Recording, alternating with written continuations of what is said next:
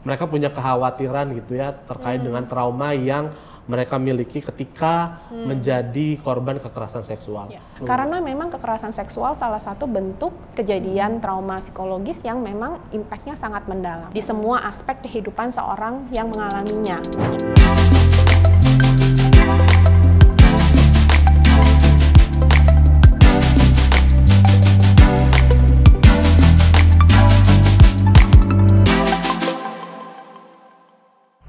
Mungkin di audiens ada banyak remaja yang menjadi penyintas ataupun pernah mengalami kekerasan seksual, ataupun orang tua atau orang dewasa atau guru yang menjadi tempat dilaporkan ya kekerasan seksual oleh anak-anak remaja. Nah, banyak sekali pertanyaan-pertanyaan mungkin yang muncul dari teman-teman remaja terkait dengan mereka punya kekhawatiran gitu ya terkait dengan trauma yang mereka miliki ketika menjadi korban kekerasan seksual. Pertanyaan mungkin sangat psikologis ya, jadi mungkin Mbak Ella yang bisa menjawab nih dan juga mungkin memberikan pencerahan gitu ya ataupun juga hal-hal positif terkait dengan jawaban nanti Mbak Ella sampaikan. Apakah sebenarnya trauma dari kekerasan seksual ini bisa hilang nih Mbak dari remaja ataupun mungkin orang-orang sekitarnya yang mendampingi ataupun juga menyaksikan kekerasan seksual itu, Mbak? Yes, jadi memang ini pertanyaan terakhir yang sangat penting ya. Jadi memang ketika kita mengetahui atau terutama tadi ya pendamping mendapat cerita atau bahkan mungkin tidak cerita secara langsung, kadang-kadang kita dengar indikasi-indikasi gitu kan ya. Nah, yang pertama memang kita perlu pastikan sebenarnya selalu safety first ya. Bagaimana keselamatan si tanda kutip korban yang diduga sebagai korban gitu ya. Bagaimana keamanannya anak ini, anak remaja ini. Kita perlu mengusahakan membantu supaya si anak ini kemudian berada dalam kondisi yang cukup aman. Minimal dia tidak berdekatan atau kontak lagi dengan yang terduga pelaku misalnya. Jadi keamanan menurut saya yang paling pertama.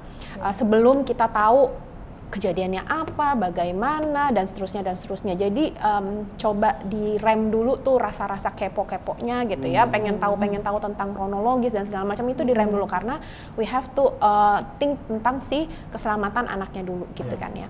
Yang pertama itu jadi keselamatannya. Kemudian yang kedua, kalau memang si anak remaja datang langsung kepada kita dan dia mengungkapkan sesuatu yang kita sadari bahwa it's not easy gitu ya, nggak mudah buat dia kemudian datang dan cerita. Jadi kita berikan kesempatan seluas-luasnya untuk dia bercerita apapun yang dia bisa sampaikan pada saat itu, bahkan misalnya dia hanya menangis, misalnya dia hanya menyampaikan si ini jahat gitu, aku nggak nyaman, aku sebel sama si X gitu ya. Kita terima saja apapun yang anak ini sampaikan kepada kita. Jadi kita berikan waktu, ruang, kesempatan untuk dia menyampaikan apapun itu. Kemudian yang ketiga, hindari judgement, hindari menasehati, hindari menyudutkan, hindari mempertanyakan. Kenapa kamu nggak lari? Kenapa kamu datang ketika dia meminta? Kenapa kamu menuruti dia terus-menerus misalnya? Mengapa kamu pakai baju itu, mengapa kamu nggak ngajak temenmu atau apapun. Jadi stop mempertanyakan, stop judging bahwa anak ini nih yang melakukan sesuatu sehingga dia memicu atau apapun. Tapi kita coba kalau mau dibilang mudahnya mungkin kita netral gitu ya.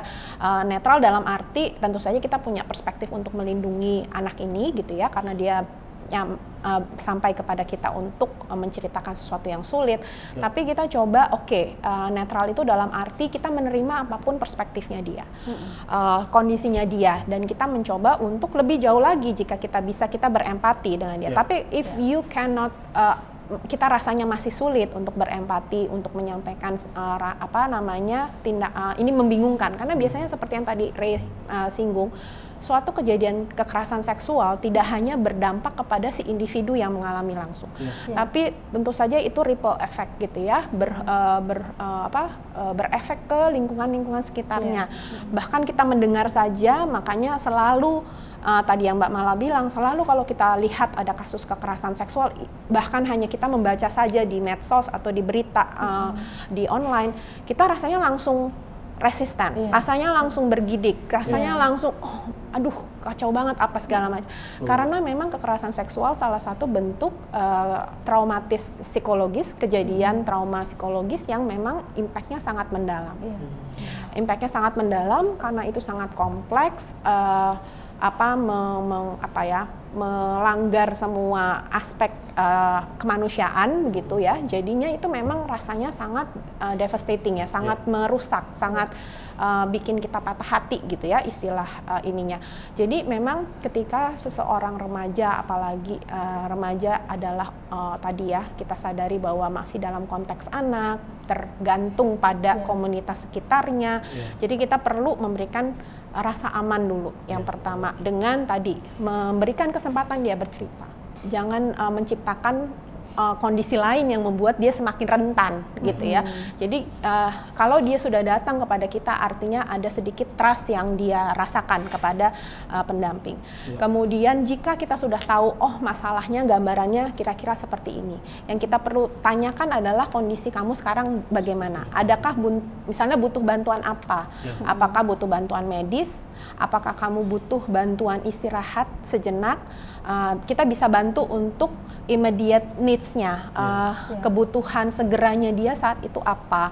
Nah, ketika kita sudah membantu dia di situ, kalau sudah agak lebih tenang, baru kemudian dibantu untuk mengidentifikasikan kira-kira apa kebutuhan lainnya apa, aksesnya kemana, yang bisa difasilitasi oleh pendamping apa. Bahkan jika ini orang tua ya, bahkan jika orang tua nggak bisa handle semuanya sendiri. Jadi misalnya, oh butuh ke psikolog, oh butuh ke medis, dokter, oh butuh, let's say kalau memang diputuskan dan dipertimbangkan mau ke ranah hukum, perlu ada konsultasi ke pendamping hukum dulu misalnya, dan seterusnya. Jadi abis itu baru ya, setelah kita memberi kesempatan untuk dia menyampaikan semua ininya, keluh kesah dan pengalaman kesulitannya dia, baru kita identifikasikan kita butuh akses layanan bantuan ke arah mana. Kemudian tadi berkaitan dengan trauma yang sudah saya singgung sedikit, dampaknya seperti apa? Tadi Ray sempat bertanya ya ke arah situ ya. Memang dampak trauma sendiri itu memang bisa jangka panjang. Apalagi kalau kita bicara tadi kekerasan seksual yang saya tadi saya sempat menyinggung bahwa beberapa ahli trauma menyebutkan memang kekerasan seksual salah satu bentuk peristiwa traumatis yang memang sangat mendalam dan itu sangat merusak secara mendalam di semua aspek kehidupan seorang yang mengalaminya. Dan dari pengalaman-pengalaman praktek saya dan juga dari pembelajaran ilmu psikologi dan traumatologi, memang pemulihannya butuh waktu yang tidak sedikit, tidak pendek juga. Bahkan banyak yang kemudian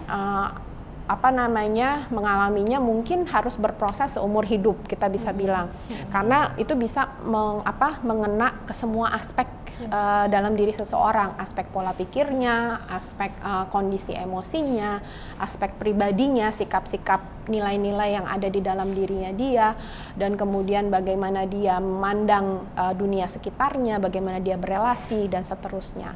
Dan sometimes seringkali efeknya itu sangat kompleks ya, udah tanda kutip kalau gampangnya bilangnya kemana-mana lah gitu ya, udah domino efek kemana-mana.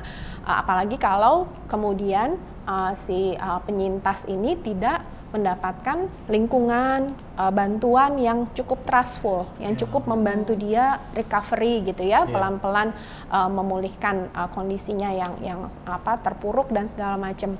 Tapi memang meskipun kondisinya sebegitu sulitnya, sebegitu kompleksnya, semua penyintas punya kesempatan. Selalu ada karena manusia ini diciptakan dengan kemampuan untuk resilient ya, punya resiliensi.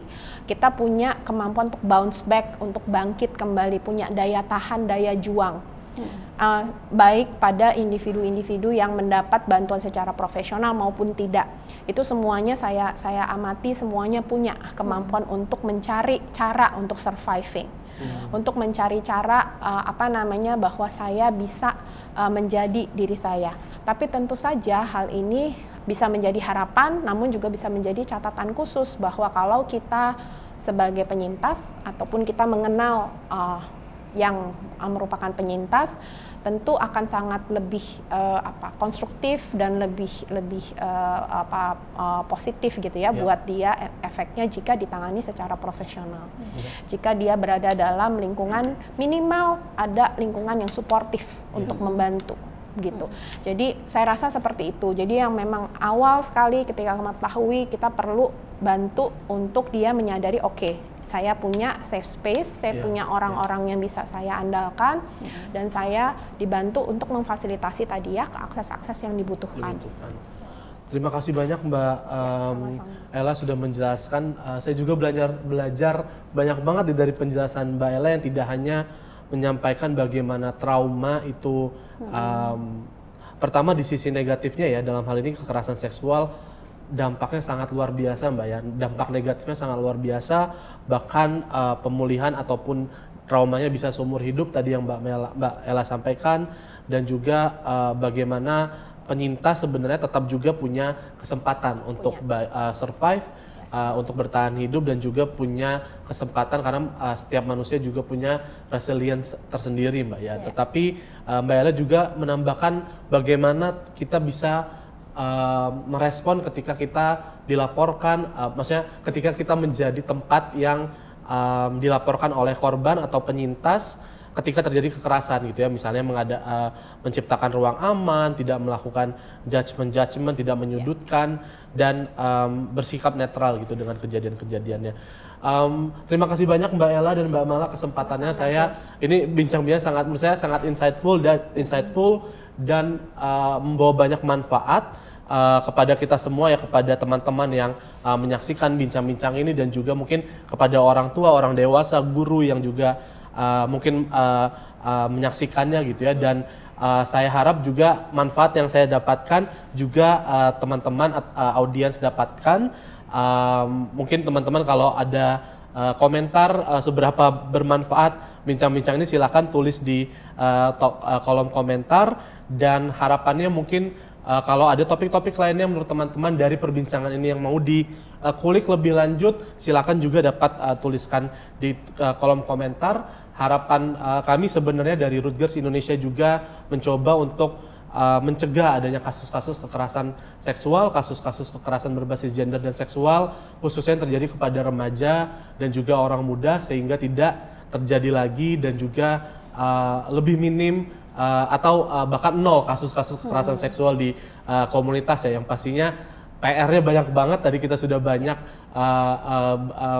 belajar dari pengalaman-pengalaman Mbak Ella dan juga pengalaman Mbak Mala. Mungkin sekian untuk bincang-bincang hari ini.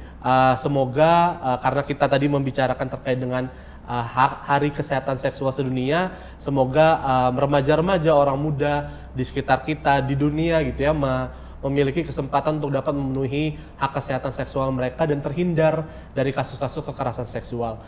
Sampai bertemu lagi di bincang-bincang selanjutnya, dan sampai jumpa.